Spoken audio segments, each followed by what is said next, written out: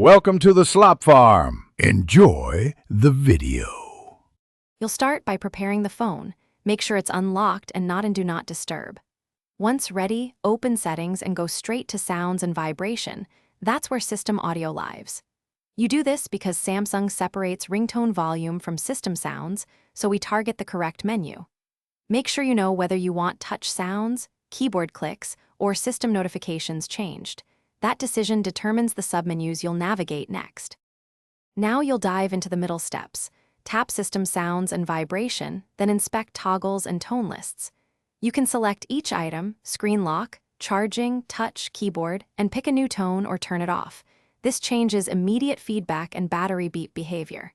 Next, adjust volume sliders so system volume is balanced versus media and ringtone. Make sure to preview each tone. That helps you confirm the right loudness and style. But you finish by testing and confirming. Preview each tone and back out. Samsung usually saves automatically, but confirm by triggering the event like locking the screen. If sounds don't change, first make sure Do Not Disturb is off, then restart the phone. Once done, consider safe mode to rule out apps and make sure system updates are installed. If problems persist, clear system cache or reset sound settings as a last resort. That resolves most stubborn conflicts. Thanks for watching. Consider subscribing if we helped you today.